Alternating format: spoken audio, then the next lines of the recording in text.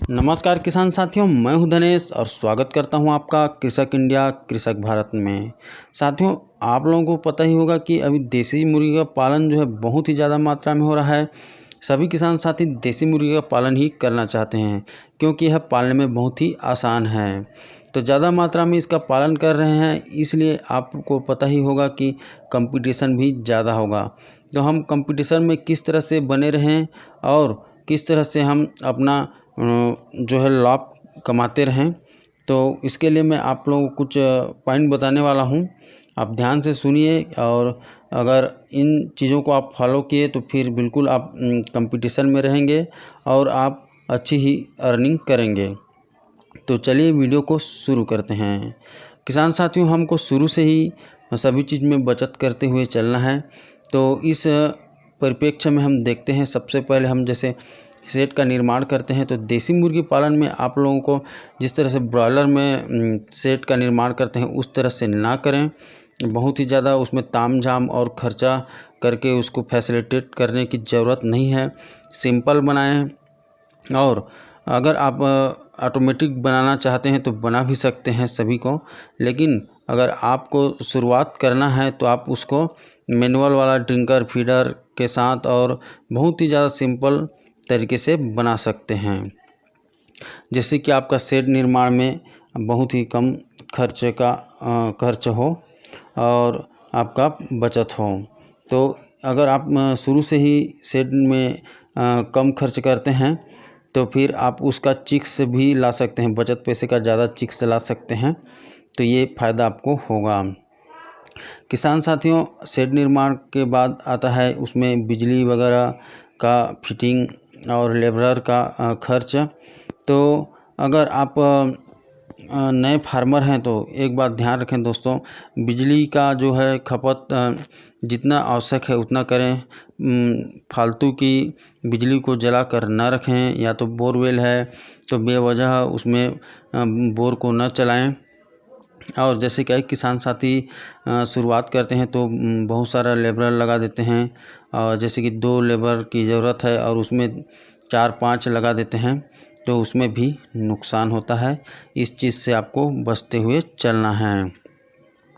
तीसरा पॉइंट है दोस्तों, फीड का सही मैनेजमेंट। किसान साथियों, देसी मुर्गी को वैसे तो हम फ्री रेंज में भी रख सकते हैं, पर शुरुआत के दिनों में हमको फीड खिलाना, रेडीमेड फीड खिलाना आवश्यक हो जाता है, क्योंकि शुरुआत से ही फ्री रेंज में डालने से चूजा जो है बीमार पड़ सकता है।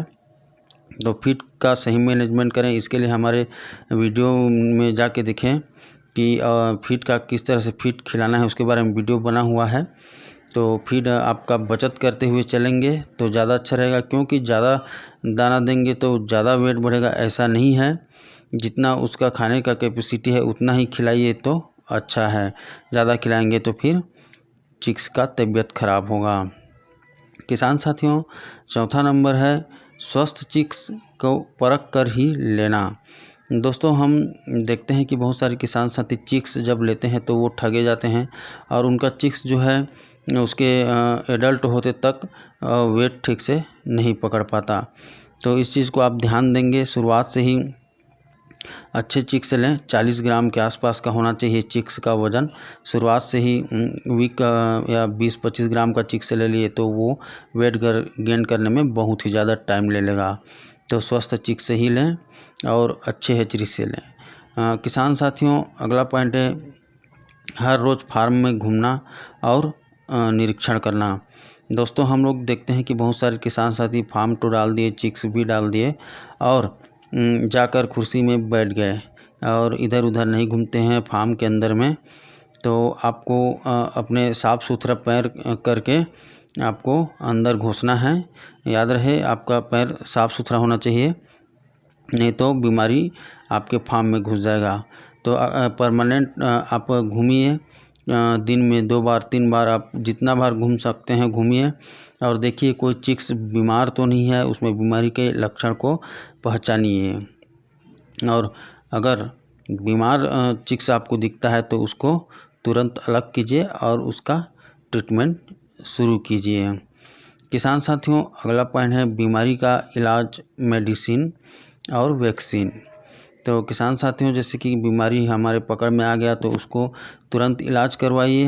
अगर आपको मेडिसिन का नॉलेज है तो फिर आप खुद से कर सकते हैं, या तो फिर जिन किसान साथियों को मेडिसिन का नॉलेज नहीं है वो अपने आसपास के वेटनरी डॉक्टर से तुरंत संपर्क करें, क्योंकि अगर आप दवाई के जो उपयोग में लेट करेंगे तो आपका चिकित्सा बीमार हो सकता है, और बहुत ही ज़्यादा फैलने वाले बीमारी भी हैं पोल्ट्री फार्मिंग में, आप लोगों को पता ही होगा।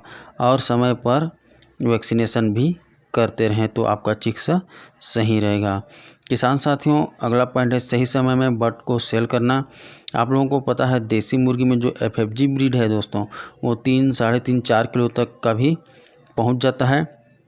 तो हम देखते हैं कि हम उसको बहुत ही ज़्यादा लेट 3 किलो 4 किलो होने तक रख देते हैं तो नुकसान होता है, फीड ज़्यादा खाता है।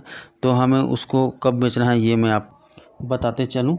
तो किसान साथियों, जैसे कि हम FFG या तो अन्य कोई देसी ब्रीड रखते हैं तो उनको हम हाफ KG के होने के बाद सेल करना स्टार्ट कर सकते हैं, क्योंकि जैसे FFG को देखते हैं तो वो 35 से 40 दिन में 1 KG का हो जाता है। तो जैसे आधा KG का होता है तो फिर उसको कई लोग पालने के लिए ले जाते हैं तो हम उनको सेल कर सकते हैं।